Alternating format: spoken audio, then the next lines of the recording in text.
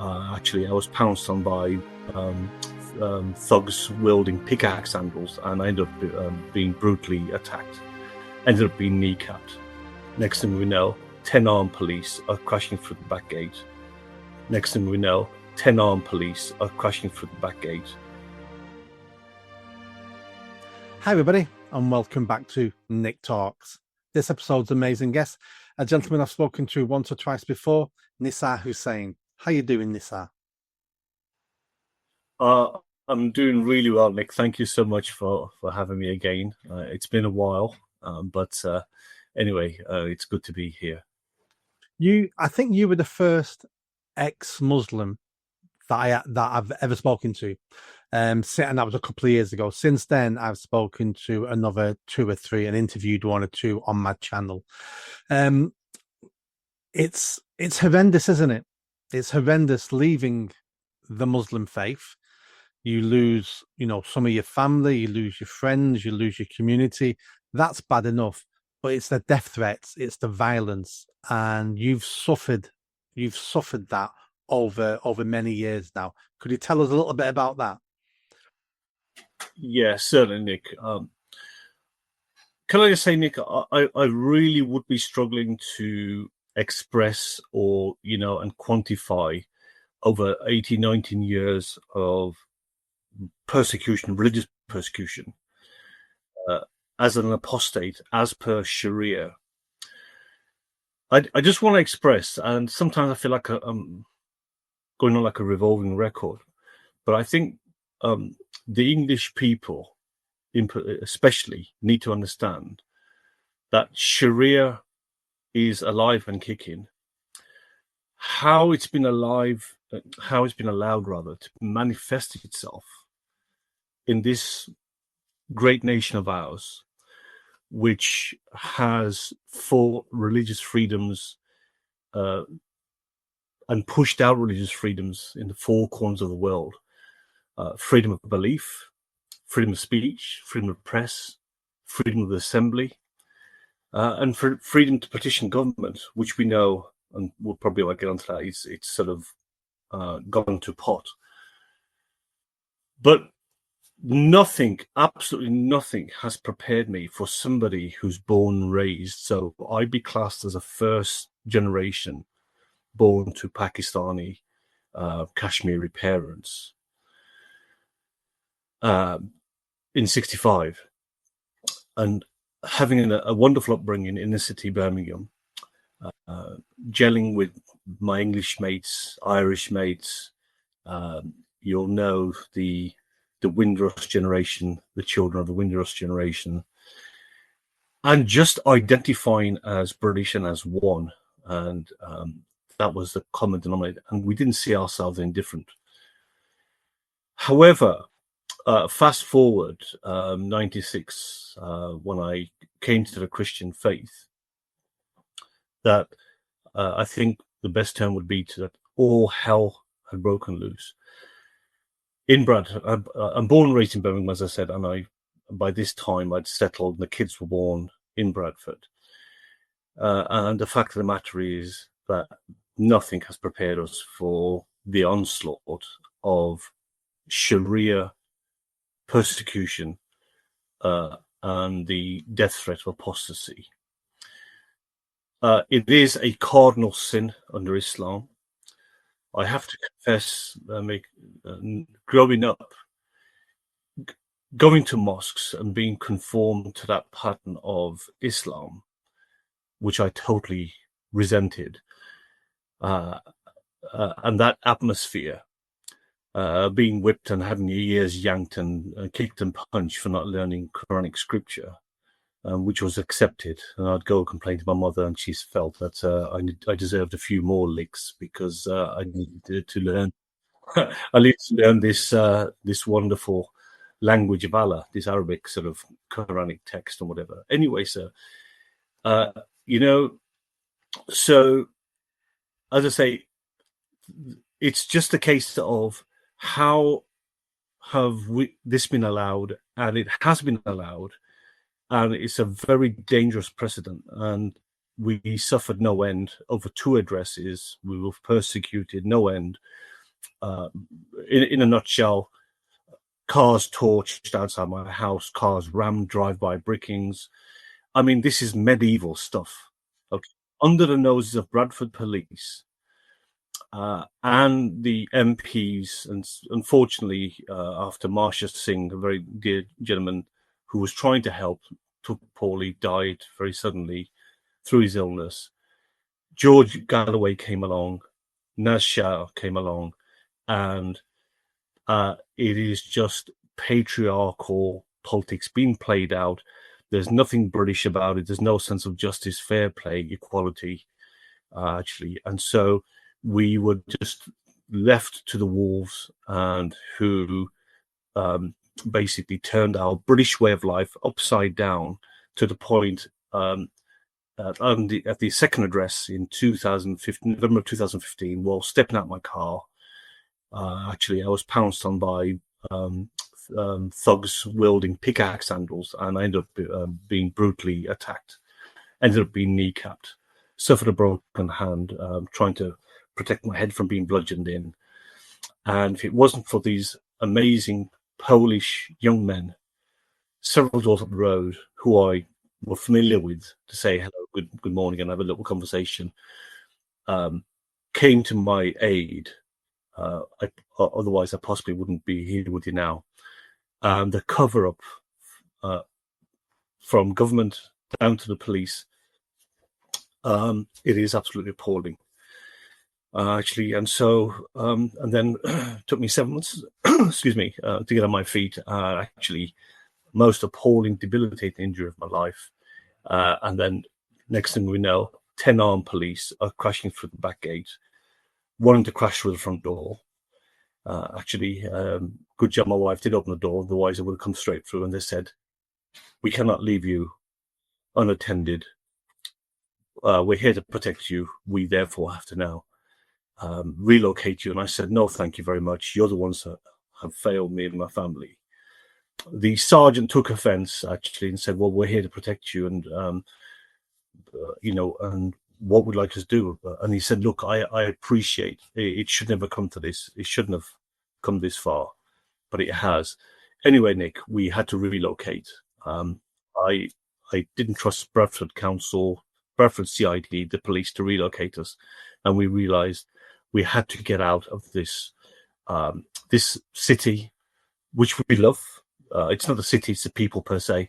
However, given the large pockets of Pakistani Muslims and the draconian mentality, and again, Sharia played out, there, I like to express, there is no tolerance, there is no middle ground, and there is no acceptance of those of us who, reject Islam.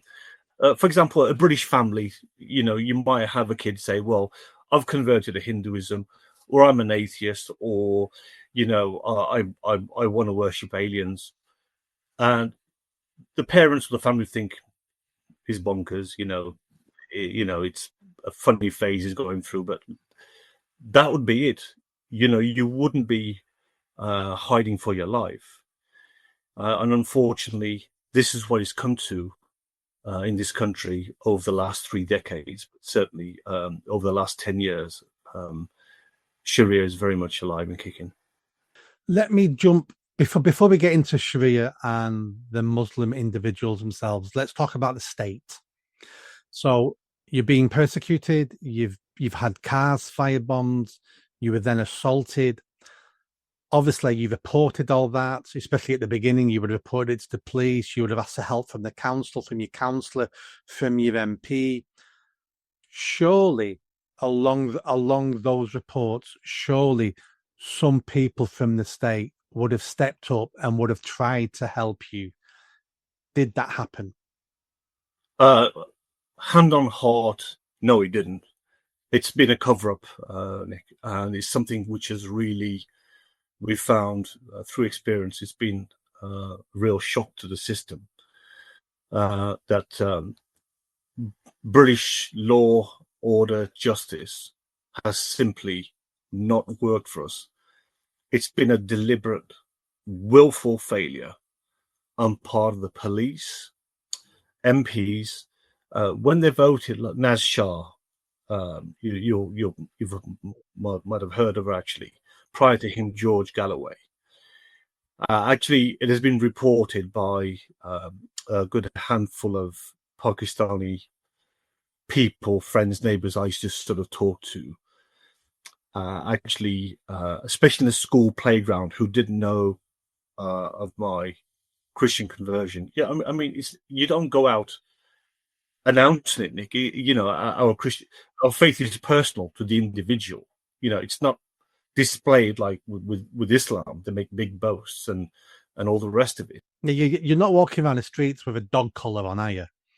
Not exactly that, Nick. And so, because it's just, it's not a British thing to do, and again, the Christian faith is very personal to the individual, but on the contrary, Islam makes big boasts, and if one is eating ice cream or walking along with a child or a lollipop, something, an ex-Muslim would turn around and say, "It's Ramadan. Why are you eating? Why are you having this ice cream?" For example. So it's blatant in your face, So I had absolutely no sympathy from George Galloway, and if I may say, I was saying that it was reported to me that George Galloway, when Marsha Singh MP passed on, he's an opportunist, and he jumped into Bradford, and he was going around the mosques, actually, Assalamu alaikum, and he's married to a Middle Eastern wife, and you know how it is, Nick. You have to convert.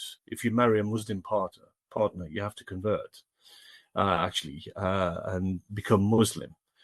And so there was all this talk, he's Muslim, so he keeps it under wraps. But look, you know what? That good for him. That's his affair. We wouldn't batter an eyelid. Each to their own.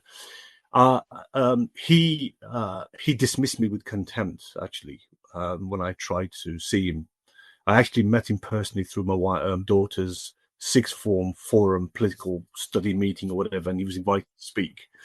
And he was saying some very derogatory things about the Jews, actually. This is going back around about 2012, 13, actually. And how he was going to go. He actually had been going visiting Pakistani shopkeepers, local shopkeepers in Bradford, and saying to them, "You mustn't sell Jewish produce," stuff like that, quite a biased, sort of intolerant fellow, actually, when it comes to the Jewish community. But anyway, he gave me no support. He was then ousted sometime by Naz Shah. She failed to keep 3 appointments, and I have them on email even now. And then she emailed me to say she needs to take some advice on this. When I expressed to her, we're a Christian convert family, we're suffering persecution, religious persecution, and I need your support, and I need to speak to you. Had a date each week for 3 weeks, and on the 4th week, she said, "I need to take some advice. I'll get back to you." That was it. So the patriarchy system that votes these people in, and you mentioned councillors. What you do, Nick, when half or most of the councillors at Bradford Council are Pakistani Muslim. So we are an offence, you see. We're a deep offence to them. Without uttering one word, as soon as they know you're a convert, it's like you've got the plague. And so, again, it's just you're dealing with a medieval system. And so your whole story sounds just like a different version of the grooming gang scandal. You're being persecuted. People are breaking the law. You're suffering just like those girls did.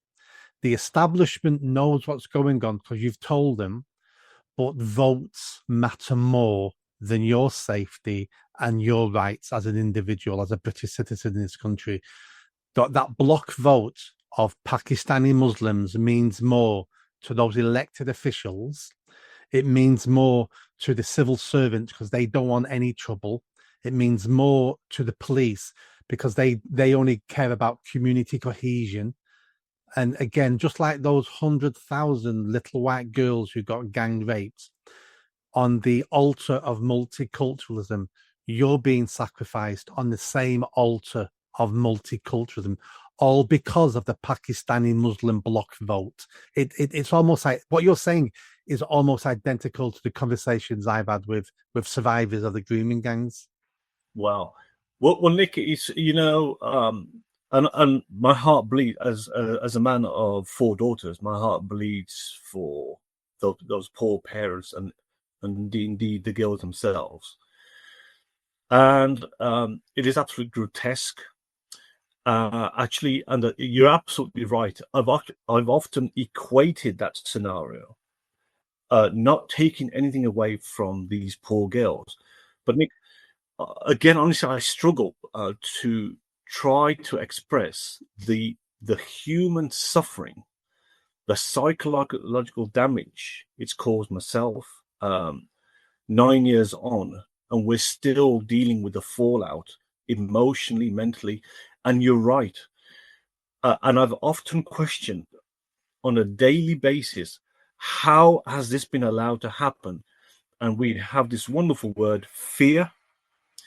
We mustn't upset the Muslim community. And you're quite right, because going back 20 years ago, they knew full well what was going on, but because of community cohesion and as not to upset the Muslim community, and in our respect, it was similar because of religious persecution, and they become rabid, and quite rightly so. Nick, that I did not go out, as I say. I didn't sort of mention to anybody. We were just living our lives, happy-go-lucky, working, raising the family, but it goes out like wildfire. Okay, and one or two immediate friends, they disassociate themselves from me, who I assumed were fellow Brits, yes, Pakistani Brits, but actually, when it comes to the wire, that isn't the case at all. But it's a case of how has this been allowed to manifest and go against our freedoms, our freedom of speech, as I said earlier, freedom of belief, which is one of the biggest freedoms that we have, freedom of press, assembly, and the freedom to petition governments. And so they kind of they close ranks. You're quite right, actually. And we suffered on the altar of political correctness, multiculturalism. Can I just very quickly interject and say the four bishops, past and present, and this appalling bishop now of Bradford, Toby Howarth, who promotes open mosque days to his flock, not Christianity, but open mosque days. Go and visit a local imam and his mosque. Actually, that we were sacrificed on the altar of interfaith, Muslim friendship and dialogue. So they played the Russian roulette with our lives, the government, the police, the bishops, the very established Church of England. And I can't express to you again, Nick, we've seemed to have been sort of let down and failed quite willfully on every level, every side, the councils, even the councillors, every angle. I would say, unlike the grooming gang scandal, which everyone now admits happened, it's been talked about in Parliament. We know it's a Pakistani Muslim problem, not completely, but well overrepresented. That's out in the open now. But the problem you've got, I would say, is even worse today than it was yesterday. And it was worse yesterday than it was 10 years ago. The problem you're suffering is actually getting worse.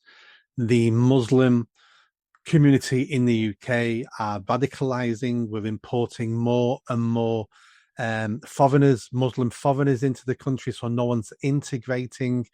The radical parts of Islam, and also argue that the whole of Islam is radical, but some parts are more radical than others. I think the Muslim community is becoming more and more radicalized because the British people are seeing it now, especially with the grooming gang, especially with the terrorism. and we're trying to hold Muslims to account more, Muslims quite naturally are taking an affront to that, which makes them more insular because they feel they're under attack, which they are, because we want them to be better citizens. Things are getting worse. That the radical Islam's getting worse. Sharia is becoming more and more popular.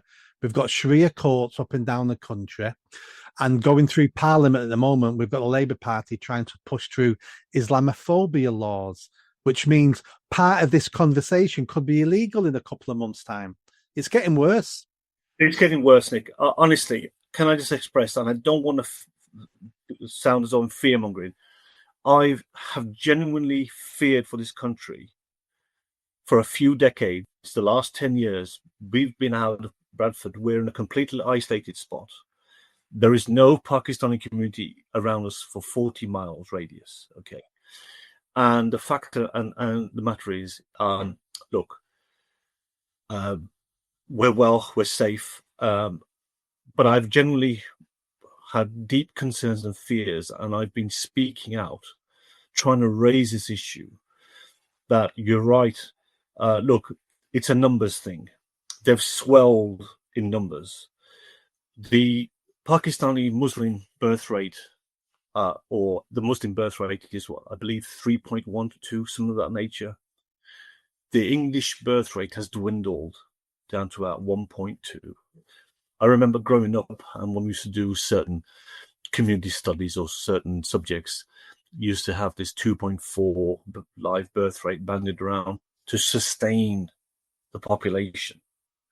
Well, what you do when the English birth rate is sort of down here, and now you have the Muslim birth rate higher. And of course, if I backtrack a bit, we say that multiculturalism is a failure, and I don't need Cameron to have said it. Was it over 10 years ago, whatever, something like that, and others, further to him. Well, I could have told him yonks before that.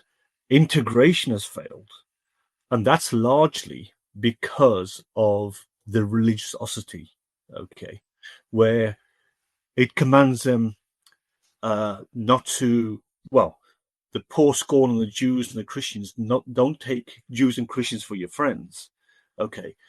And they are Allah's best. They are the superiority complex of Allah.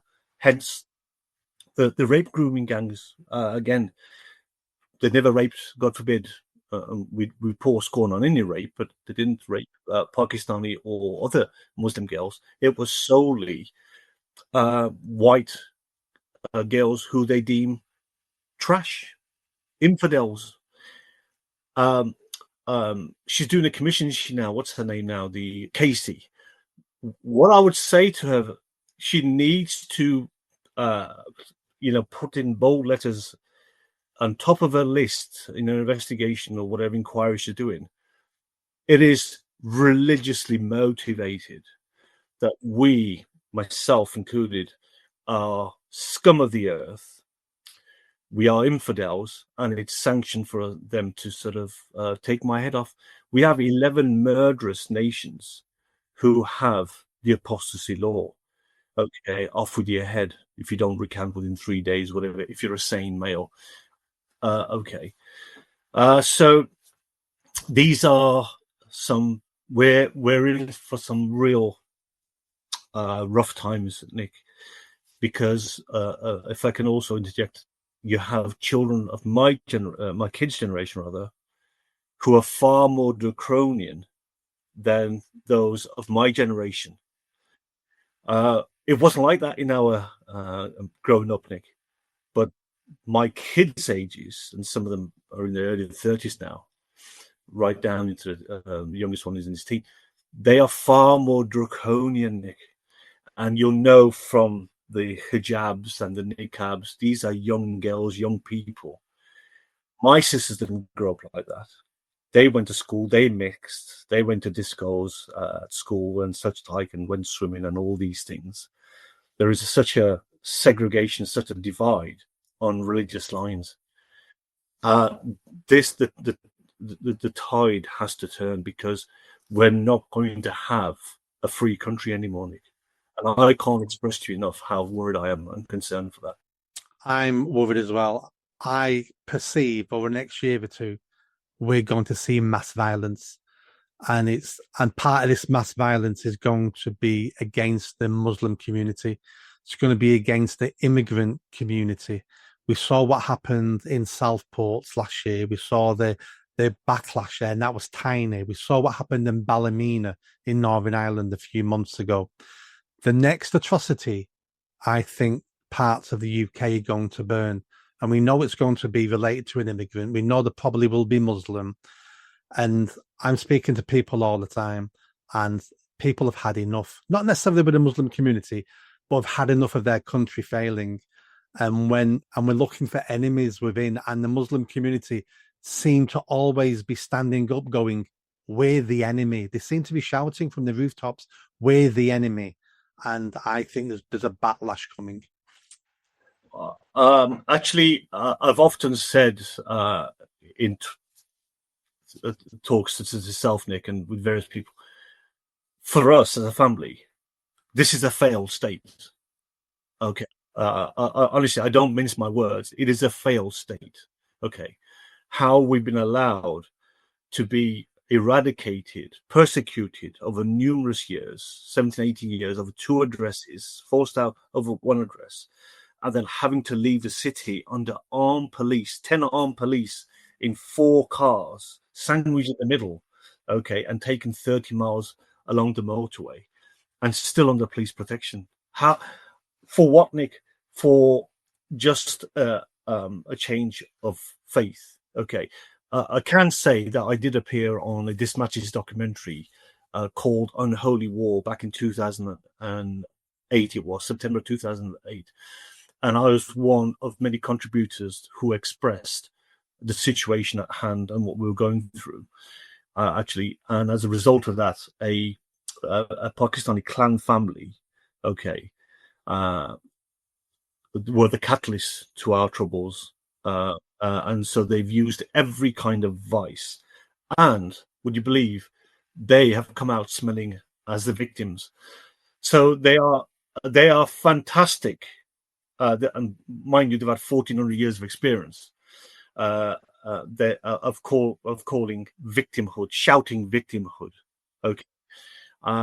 Which is not the case at all. Okay. So, so under the Genocide Convention, we do fall under the Genocide Convention. Jeffrey Robertson, KC, one of the leading human rights lawyers, which Cameron used to work for some handful of years ago, actually was commissioned to do a report by Iranian dissidents when they executed 3,000 of them, actually, because they had become a communist or changed their faith. He actually has said that, look, this is a genocidal threat.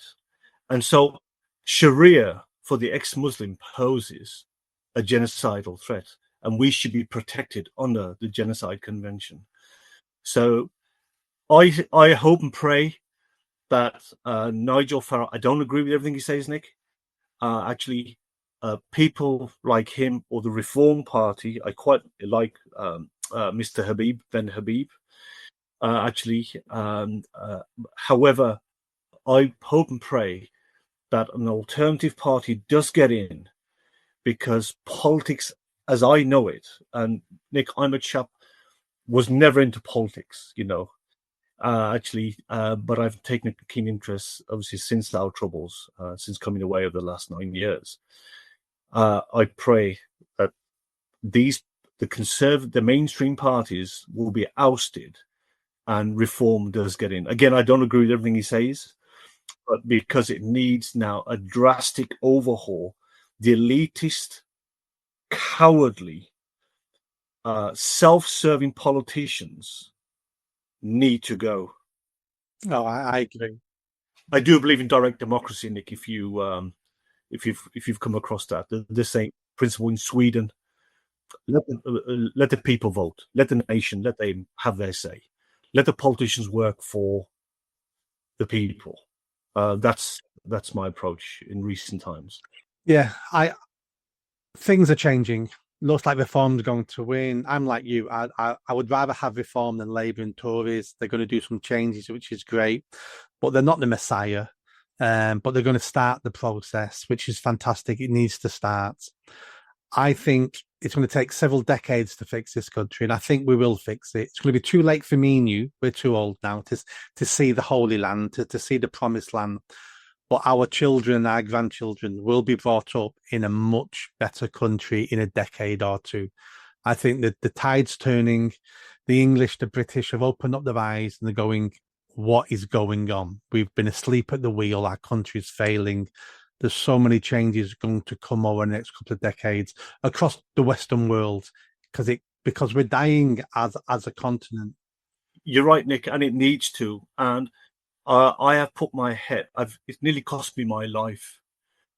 Okay, I was a fool to believe in British freedoms and all the other freedoms that I expressed earlier. I really was a fool. And honestly, Nick, looking back, I'd wished I'd got my family out. Hungary, Poland. I had an opportunity 20 years to go out to the States. I wish I'd got out, saved myself all this mess, this indignity. And my kids say to me now, Dad, why do you put your neck out? Why don't you just sort of just relax now and just go about your life? Why do you? And I say, it's because of a complete sense of duty, utter sense of duty, Nick, compels me to keep going. I cannot betray my upbringing. I cannot betray my dear friends. I cannot betray all that kind of, as I say, upbringing from 65 onwards.